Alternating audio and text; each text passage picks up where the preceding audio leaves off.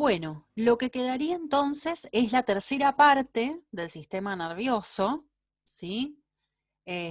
Lo vamos a terminar hoy, al sistema nervioso. Yo creo que también nos va a quedar tiempo para el sistema endocrino y la regulación térmica, que es el tema 15, que sería el próximo. O sea, el tema que sigue tiene que estar ligado al sistema nervioso porque tiene aproximadamente la misma función y sigue regulación térmica.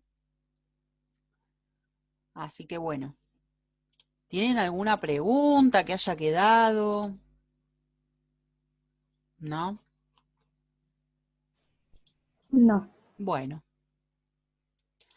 Entonces vamos a continuar. Habíamos visto los sentidos. Entonces lo último que queda es el procesamiento de la información. Bien, entonces se acuerdan que el encéfalo está dividido, ¿sí?, en tres partes importantes, que es el romboencéfalo, el mesencéfalo y el prosencéfalo. O sea que ahí lo vimos en el dibujo, ¿sí?, que es la parte anterior, estamos viendo esta parte, ¿sí? Esto es como si lo viéramos, que había un dibujo en la guía que mostraba este dibujo que vemos acá con respecto al ser humano, ¿no? Pero no sé dónde está, para no ir de nuevo a esa guía. Esta es la parte, es como si lo viera por la parte de arriba a la persona, ¿sí?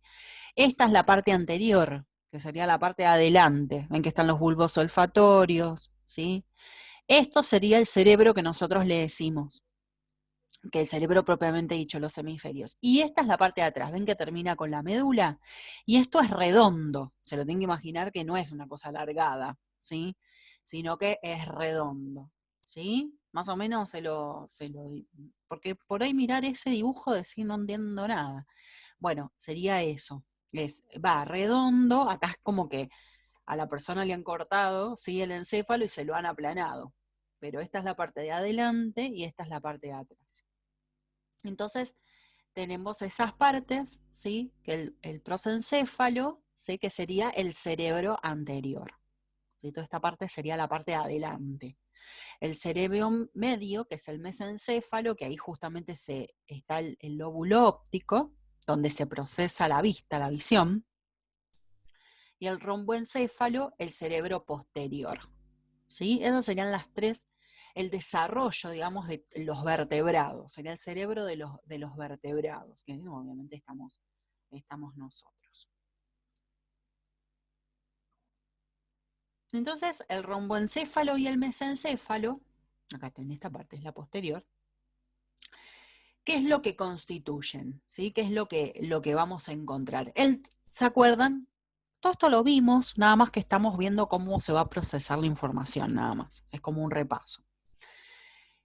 El romboencéfalo y el mesencéfalo, toda esa parte de atrás, ¿sí?, posterior, ¿cómo le decíamos? El tronco cerebral o el tallo cerebral, que tenía el bulbo raquídeo, ¿sí?, ahí ven, dice, y la protuberancia, ¿sí?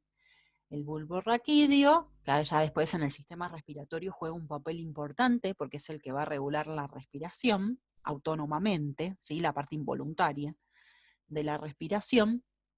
La protuberancia también, que está en la parte posterior. El cerebelo, ¿se acuerdan el rodetito? Que lo vamos a encontrar acá también. Y el prosencéfalo, ¿sí? El prosencéfalo, ¿qué es lo que vamos a encontrar? Esta parte anterior, que sería el diencéfalo y el telencéfalo. El diencéfalo que vamos a encontrar como más importante al tálamo, y en el telencéfalo los hemisferios cerebrales. Hay una parte entre el mesencéfalo y el romboencéfalo que se le puede decir también metencéfalo, y una parte final, la parte más posterior, que es el bulbo raquídeo y la médula espinal, también se le dice mielencéfalo. Palabras que pueden aparecer, ustedes ya saben que sería la parte del cerebro posterior. Entonces, importante tener en claro qué es lo que hay en el romboencéfalo y en el mesencéfalo y en el prosencéfalo.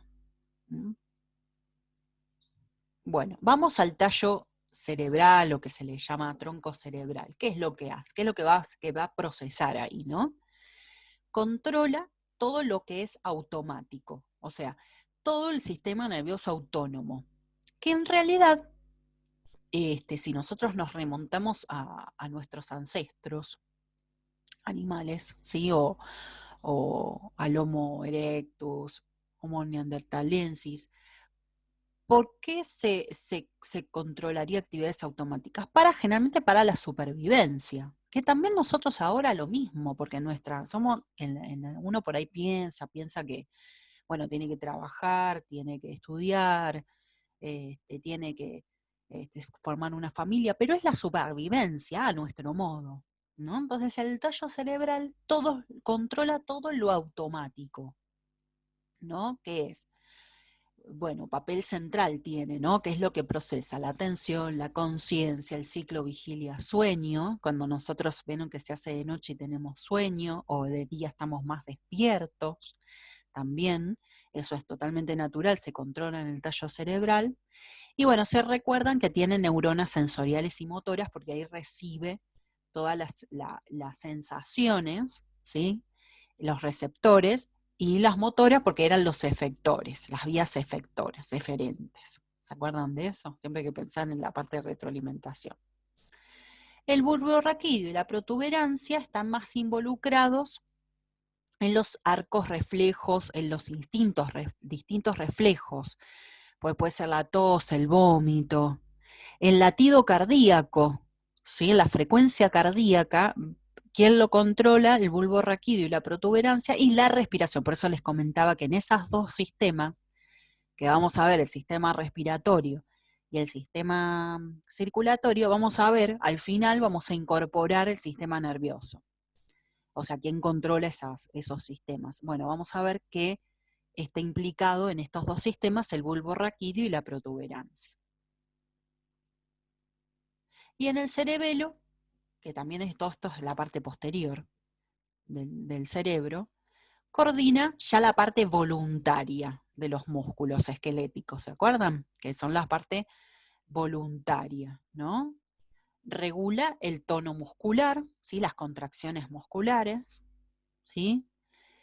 El equilibrio también, o sea, ajusta el equilibrio del cuerpo, y también recibe información, o sea, recibe parte de aferentes visuales y auditivas de las articulaciones de los músculos y de las vías motoras. O sea, está regulando todos los efectores del sistema nervioso somático, que sería el voluntario. ¿Vieron que por qué uno cuando empieza a tomar alcohol empieza a marear? O sea, lo primero que le empieza a pasar después de tomar mucho alcohol, obviamente, es empieza a marear, ¿no? Muy bien.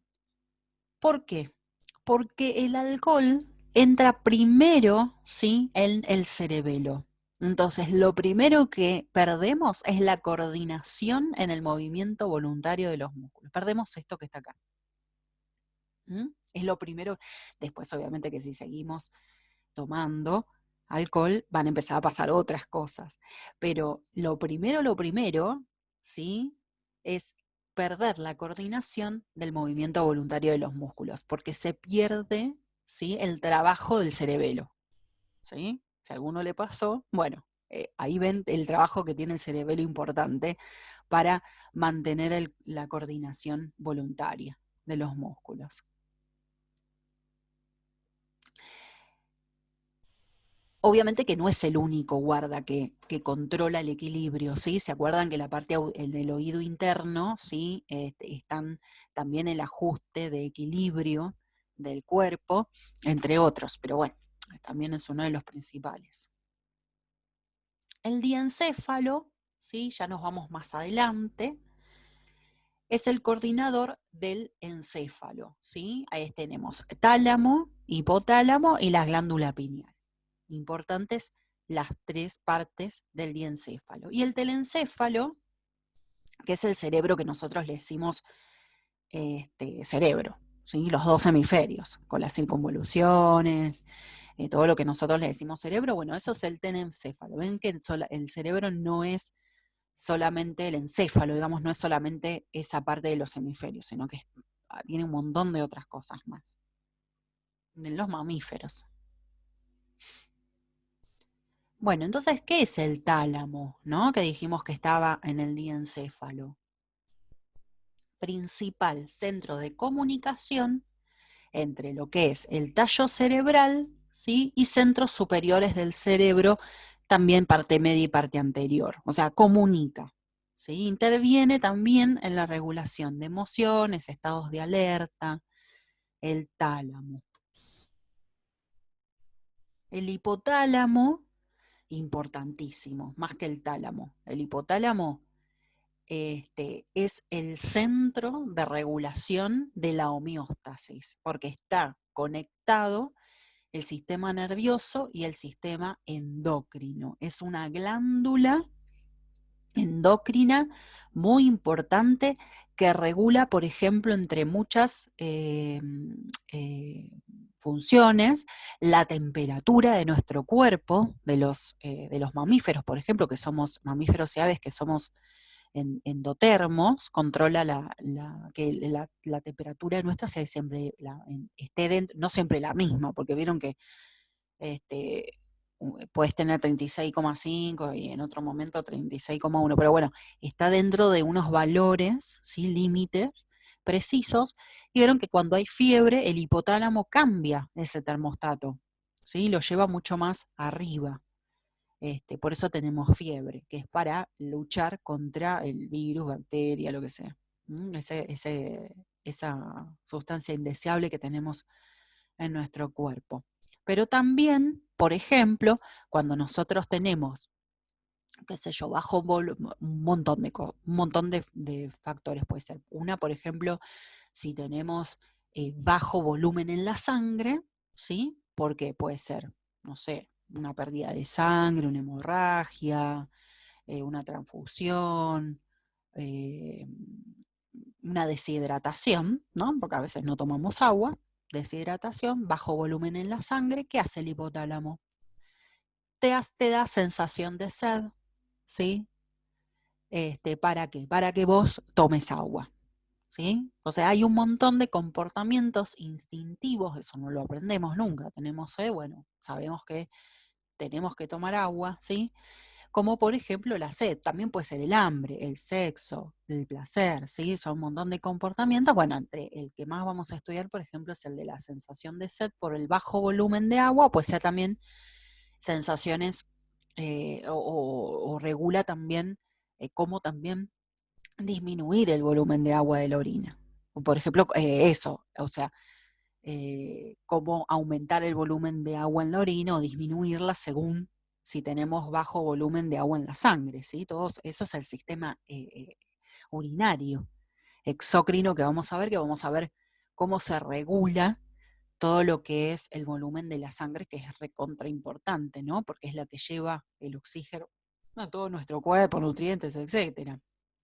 Bueno, el hipotálamo es ese encargado y encima también produce un montón de hormonas que van a regular las hormonas de la hipófisis o la glándula pituitaria, ¿no? Entonces, bueno, miren todas las funciones que tiene el hipotálamo. Bueno, también motivación, expresión también de emociones, etcétera. O sea, tiene un montón de funciones que varias, las más importantes, las vamos a ir viendo con los sistemas exócrino, endocrino. La glándula pineal es una glándula también que produce la hormona melatonina, ¿sí? Que en algunos otros animales, a otros mamíferos también por ahí la tienen mucho más, no evolucionada, sino como que se manifiesta más que en el ser humano, más desarrollada, ahí está, más desarrollada. Y bueno, acá dice que recibe información desde un núcleo supraquiasmático, un conjunto de somas de neuronas, que sería el reloj biológico o marcapasos a través de la división simpática. Ese reloj biológico o marcapasos es el que en nuestras edades, ¿sí? En distintas edades del individuo, puede reproducirse, puede, qué sé yo, producir alguna sustancia, si no es obviamente un ser humano, ¿no? Por ahí algún animal, etcétera. Eso es lo que sería el reloj biológico, a través de una división que es la simpática del sistema nervioso autónomo. Pero la melatonina es, en algunos animales, la melatonina es una hormona importante, ¿sí? No para el ser humano, sino para otros animales. Y en el telencéfalo, que presenta dos hemisferios, ¿sí? Que la capa externa del cerebro, ¿sí? Que son los dos hemisferios del telencéfalo, es la corteza cerebral, ¿sí? ¿Se acuerdan que en la médula espinal la parte interna era gris y la de afuera era blanca? Bueno, acá es al revés. La corteza es la sustancia gris, que es la parte más importante del procesamiento de la información. Por eso dice estación de mayor jerarquía en el procesamiento de la información. Y tiene muchísimas circunvoluciones, surcos, ¿no? ¿Qué será? ¿Para qué será? Porque es inmenso, es muy grande el cerebro. Entonces, con esas circunvoluciones ocupa menos volumen. Entonces tenés mucha superficie en poco volumen. Todo es eso el porqué. Los hemisferios cerebrales están divididos por un cuerpo calloso, ¿sí? Que son un montón de fibras con mielina. ¿Se acuerdan los axones de mielina? ¿Sí? Que eran mucho más rápidos. Obviamente tiene que ser rapidísima la información entre los dos hemisferios. Entonces tienen mielina. ¿Y qué controlan los hemisferios? Bueno, funciones somáticas, o sea, que era lo somático, lo voluntario, sensoriales y motoras.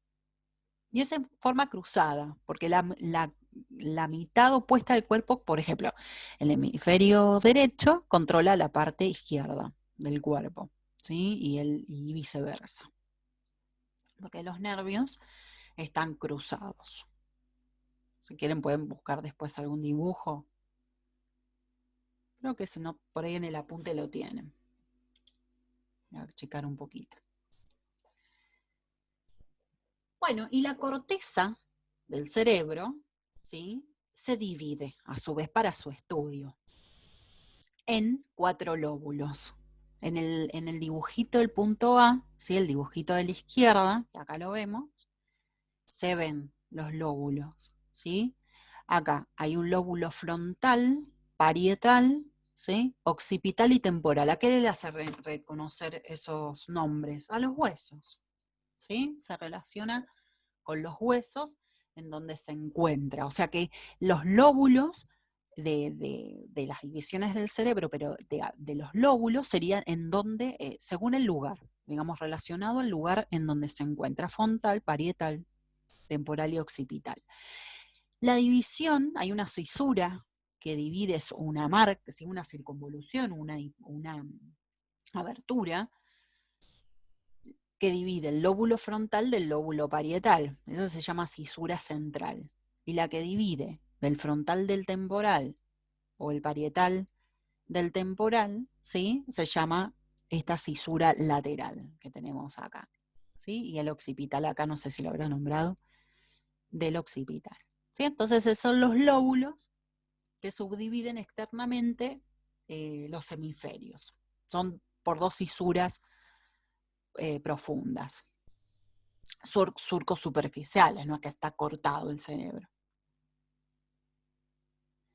Ahora, según la función de todo el lugar de los hemisferios, tenemos las cortezas, ¿sí? Las cortezas cerebrales. La corteza motora, que está en la parte de atrás, posterior al lóbulo frontal, ven que está como marcadita de celeste. Esa controla la actividad voluntaria de quienes, de los músculos esqueléticos. Siempre la parte voluntaria son lo que podemos mover nosotros, son los músculos esqueléticos, ¿sí? Son nuestros efectores del sistema nervioso somático, ¿sí? Después la corteza somatosensorial, que acá en estos dibujos está en amarillo, son de Curtis estos dibujos, los más bonitos son de Curtis. Está en amarillo, es la somatosensorial, que recibe señales táctiles y estímulos, que en realidad están relacionados los estímulos, ¿sí?, por el receptor, pero ¿quiénes? ¿De quiénes? De la temperatura, del dolor, de la propiocepción. O sea, más que nada del dolor, por ejemplo. Pero es la parte, digamos, somatosensorial. ¿Qué es somato? De sómico, ¿sí? Del sistema nervioso somático, que es la parte voluntaria, porque el otro era autónomo. Bueno, y sensorial es la que recibe el efector, es lo que nosotros vemos o recibimos de los sentidos.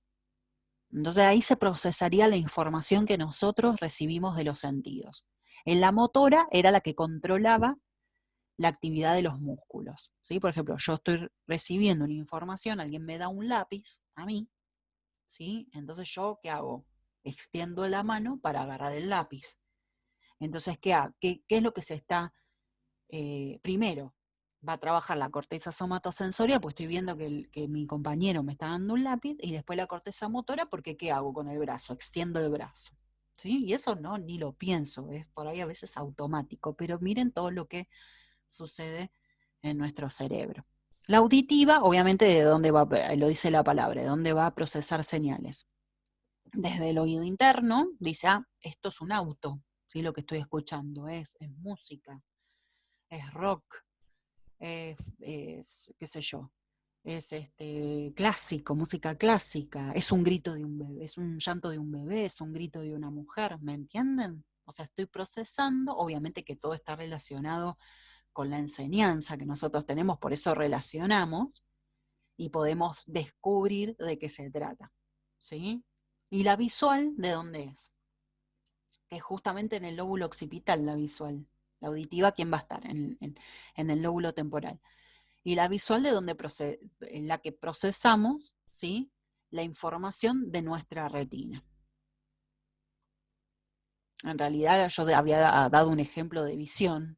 En la somatosensorial no, porque sería todo lo que nosotros sentimos, ¿sí? Si nos quemamos, si nos duele algo, etc. La visual tiene su propia corteza. Y después tenemos la división de la corteza por áreas, ¿no es cierto? Después vieron que tenemos acá, en el lóbulo frontal vamos a tener el área de asociación prefrontal. Después tenemos atrás en verde la asociación parieto-temporo-occipital y áreas de asociación límbica, que más que nada está en una parte en el lóbulo frontal, en la fucsia, esa que está coloreada con fucsia, y en el lóbulo temporal.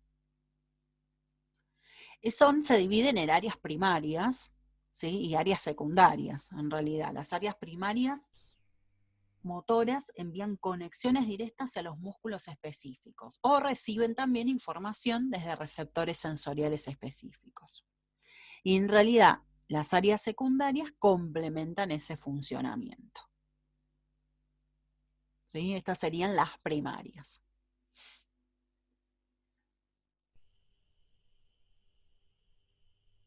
Bien. ¿Qué sería el procesamiento subcortical? Subcortical. Es la integración y regulación de procesos. ¿De cuáles? Coordinación de todas las actividades encefálicas, o sea, todo lo que pasa en nuestro encéfalo lo coordina, ¿sí? Es como un procesamiento aparte del que estábamos viendo recién. Y importante acá porque la información se intercambia entre distintas partes del encéfalo mediante haces de axones, que van formando todas redes y circuitos integradores. O sea, a ver, para hablar así con nuestras palabras, ¿no? Como para entenderlo.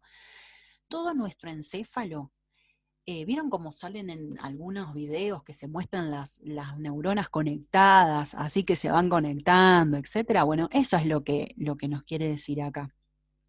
Que cómo se procesa toda la información a través de redes.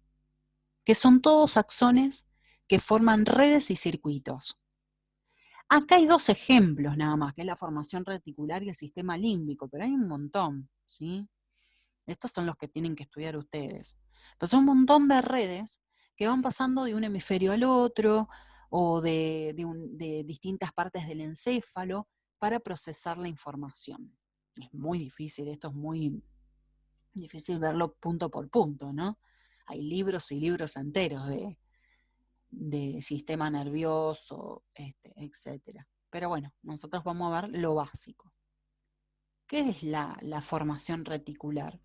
Bueno, una red de neuronas, pero más que nada, ¿se acuerdan las interneuronas? Porque son las que conectan receptores sensoriales y motores, ¿sí? Entonces son un montón de interneuronas que se conectan, más relacionada con estados de alerta y de conciencia, o sea, que sería como más voluntario. Entonces, esas interconexiones nos permiten permanecer despiertos y en estado de vigilia y conscientes, ¿sí? Y alerta porque estamos procesando todos los estímulos que provienen del ambiente, ¿no? Entonces, por ejemplo, uno de la formación reticular es el ciclo vigilia-sueño. Bueno, dentro de esa formación reticular hay unos que entran en juego, digamos, dos partes del encéfalo, que es el tronco cerebral y el hipotálamo, porque es regulado por él. La vigilia, ¿qué es? El estado con el que se recibe, se procesa la estimulación ambiental. Estamos despiertos, para decirlo así en palabras normales. Y el sueño es un estado de inconsciencia reversible, o sea, estamos inconscientes, pero no quedamos inconscientes permanentemente, sino que volvemos a despertarnos. Quienes lo tienen en los aves y los mamíferos, o sea que la formación reticular sí es propia de los aves y los mamíferos, y bueno, en el humano tiene varios ciclos, ¿sí? De 90 minutos, por ejemplo, ¿no? También un tema importante que se deriva de acá del sueño. ¿Y qué es el sistema límbico? El sistema límbico también es una una red de neuronas que están integradas por todas las partes de algunas partes del encéfalo y procesa la conducta sexual, ¿sí? El placer, el castigo, por ejemplo, el dolor, qué impulsos motivacionales, por ejemplo, a mí me gusta pintar, por ejemplo, entonces todo eso se procesa en el sistema límbico, es más que nada de emociones. No me gusta, por ejemplo, qué sé yo, andar en bicicleta. Entonces, eso se está procesando en el sistema límbico, es gustos, es emociones. Comunican el hipotálamo con regiones de corteza cerebral y partes del encéfalo. Esos serían todos los lugares en donde estaría implicado el sistema límbico. Y bueno, y contiene también el sistema límbico una parte, ¿no? del cerebro que se llama amígdala, que no son las amígdalas de la garganta, sino que esta se llama amígdala, y es un importante centro en donde converge toda la información de los sentidos, porque con los sentidos nosotros podemos procesar o tener estas informaciones afectivas, emocionales, motivacionales, etc. ¿Qué son los comportamientos emocionales? Que es más que nada del ser humano, ¿sí? Es como la parte más psicológica esta. Pero bueno, para que vean que es algo que se procesa en el cerebro.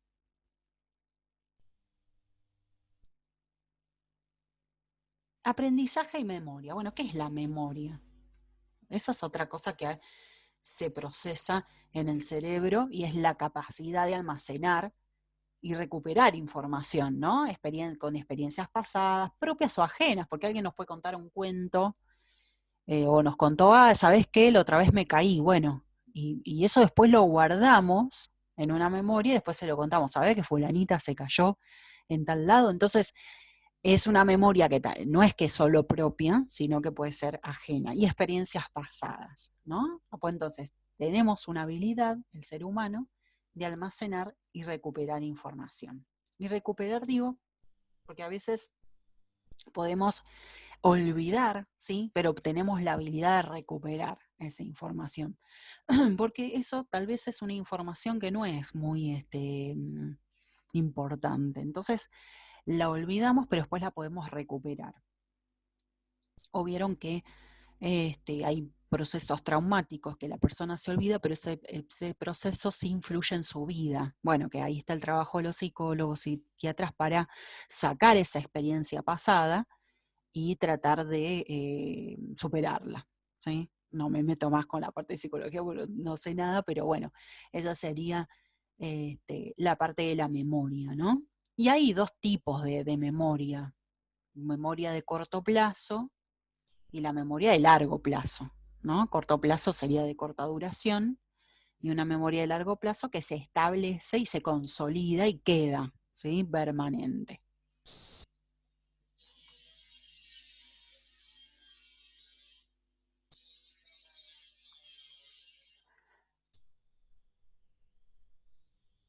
Bueno, amnesias, ¿sí? ¿Qué serían? Serían memorias que se dividen en dos: retrógradas, ¿sí? Si los recuerdos corresponden a hechos ocurridos en el pasado, y anterógrada, si existe la incapacidad de establecer nuevas memorias a partir de un momento dado, ¿sí? En realidad las amnesias sería la pérdida, perdón, ¿sí? Porque no les dije esa parte, sería la pérdida de información, ¿no? Retrógrada sería si se pierde por un hecho ocurrido en el pasado, y anterógrada no se puede recordar más, no se puede establecer más memorias, no se pueden crear más memorias, eso sería, ¿sí? Que puede ser por un montón de factores. Se puede dar por procesos traumáticos, también estrés. Yo conocí una chica que había tenido un momento de estrés, ¿sí? Un trabajo muy estresante, y le exigían mucho, y un día se despertó y no recordaba 4 días anteriores, los 4 días anteriores a que había estado en un lugar dado. Bueno, no se acordaba, ella se pensaba que estaba, por ejemplo, no sé, era el día 30 y pensaba que estaba en el día 25, ¿no? Eso sería o sea, retrógrada, ¿no? También pasa por accidentes, etcétera, etcétera. Y anterógrada es que ya no se puede memorizar, ¿sí? A partir de un momento dado, o vieron que lo que le pasa a las personas grandes, que uno le dice algo y después se olvida, bueno, porque es más que nada anterógrada. Pero retrógrada la tienen, porque por ahí te cuentan cosas de hace 1000 años. Por eso se dividen en dos. Según su contenido pueden ser declarativas o explícitas, ¿sí?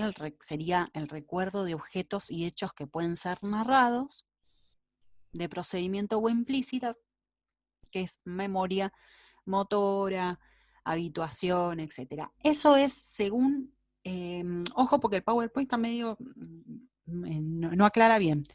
Las amnesias sería la pérdida de la memoria, pero eso es su contenido, igual en la guía está bien explicado. Yo acá en el PowerPoint lo tengo. Según su contenido serían las memorias, no las amnesias, ¿sí?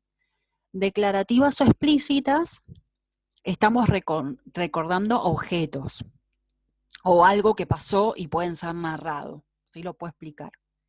Ahora, de procedimiento implícitas es cuando uno aprende a, por ejemplo, andar en bicicleta. Después cuando volvés a andar en bicicleta, no estás pensando cómo tenés que andar en bicicleta, vas y andás en bicicleta. O cómo usar el tenedor y el cuchillo. ¿Sí? Lo aprendimos cuando fuimos chicos, nos enseñaron, y después ya no estás pensando en cómo agarrar el tenedor y el cuchillo, vas y comés, ¿no? Vieron los que aprenden antes, que bueno, ahora también con la computadora hay muchas personas que aprenden dactilografía y después ni miran el teclado. Eso también es en la neurona, en la memoria motora. O andar en un auto, ¿sí? Manejar. Esa es también otra memoria motora. Eso sería de procedimiento implícita. Entonces tienen diferentes localizaciones. Ahí está bien entendido porque esta parte estaba media mal puesto el título, ¿sí? Esto es las amnesias, es pérdida, y esto según su contenido de las memorias.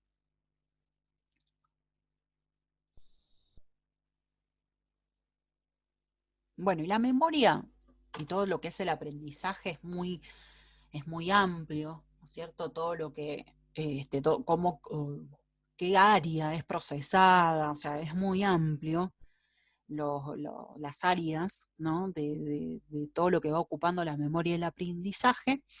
Y acá, por ejemplo, vemos que hay unos circuitos importantísimos para el ser humano, ¿sí? Que están ligados a la memoria, que es el lenguaje, las nocias y las praxias. Entonces, hay unos circuitos que controlan las funciones superiores humanas, por ejemplo, el lenguaje, las nocias, las praxias, propias del ser humano, ¿no? Bueno, ¿qué es? Empezamos por las nocias, no por el lenguaje, lo dejamos después. El reconocimiento sensorial se llaman nocias, ¿sí? Con G. Es una capacidad de orden superior. ¿Y qué hacemos? Reconocemos las sensaciones, o sea, percibimos o reconocemos objetos mediante los receptores sensoriales, los canales sensoriales. Agnosia, ahí sí significa la incapacidad para reconocer, por ejemplo, un rostro o un objeto según nuestros sentidos. Por ejemplo, si una manzana está dibujada o es verdadera, por ejemplo, ¿no? Entonces eso se llama agnosia.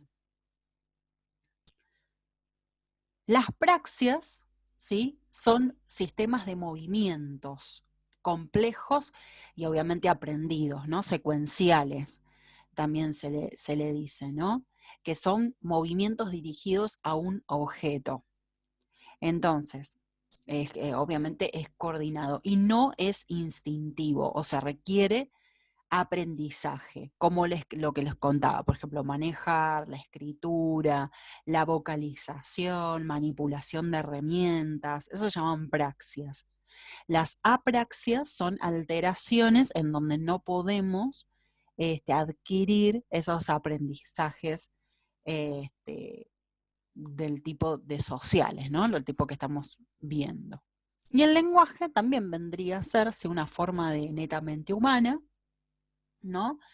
Que es lo que en realidad el Homo sapiens sí queda en el planeta o sea, compitiendo con otros homos, si al mismo tiempo esos homos se extinguen y queda el Homo sapiens. Bueno, esa característica se debe al lenguaje, ¿sí? A este funcionamiento específico del ser humano, ¿no? Por ejemplo, todo el lenguaje, que es lo que tiene la prosodia, que se llama, que es la entonación, la carga emocional, o sea que cuando nosotros hablamos, no es lo mismo decir hola, que hola, o sea, ya a la persona le estoy diciendo un montón de cosas. Eso sería la prosodia. Los gestos, ¿sí?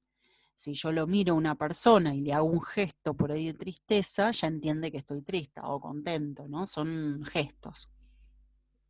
Hay dos áreas, por ejemplo, en el hemisferio izquierdo, conectadas entre sí, que son el área de Broca y el área de Wernicke, ¿no? Que están relacionadas con el habla. El área de Broca es el que controla el aparato de fonación, o sea, la parte anatómica sería, ¿no? Y el área de Wernicke es el que está relacionado con controla, ¿no? La coherencia y el significado del habla, ¿no? Que nosotros estamos hablando en una oración y tiene una coherencia y un significado, no es hablar por hablar. Cuando aparece alguna, qué sé yo, la persona puede hablar, puede controlar el aparato de fonación, pero no tiene sentido en sus palabras, es que está afectado por alguna enfermedad, por algún motivo, el área de Wernicke. Pero si la persona entiende el significado del habla, pero no puede controlar el aparato de fonación, sí puede hablar, ¿no? O no es sordo, eh, sordo mudo, digamos, de nacimiento, sino que podía hablar, pero de repente no controla el aparato de fonación, seguramente está afectado el área de Broca. Entonces se lo pueden preguntar, ¿sí? Bien. Entonces acá tienen justamente todo lo que estuve explicando, porque está mucho más explicadito, más largo, estudienlo. Acá, por ejemplo, cuando hay un cuadrito, tienen ahí que es cuando se afecta el área de Broca y el área de Wernicke, ¿sí? Que del que estaba hablando yo, se llaman afasias, ¿sí? Que eso no lo tenía recién, bueno, está acá en el apunte. Por ejemplo, el área de Broca dice que la afasia, en el área de Broca dice habla telegráficamente, o sea, como que no puede hablar muy bien, tendencia a la repetición, mala sintaxis, mala gramática, estructura desordenada de las palabras, la convención intacta. Pero el área de Wernicke sería que habla fluidamente, ¿sí? Poca repetición, buena sintaxis, gramática buena, palabras inapropiadas, mala comprensión. Acá al final del trabajo práctico de la guía tienen un cuadro resumen de neurotransmisores importantes para estudiar, que son los más importantes, los que pueden llegar a tomar, por eso les pusimos acá en el cuadrito. Comparación entre conos y bastones, algunos cuadritos para estudiar. Y acá empieza el trabajo práctico que ya lo deben hacer todo. ¿Sí? Todo. Entonces los dejo para hacer a ustedes. ¿Sí? Son 36 preguntas. Algunas son completar, etcétera.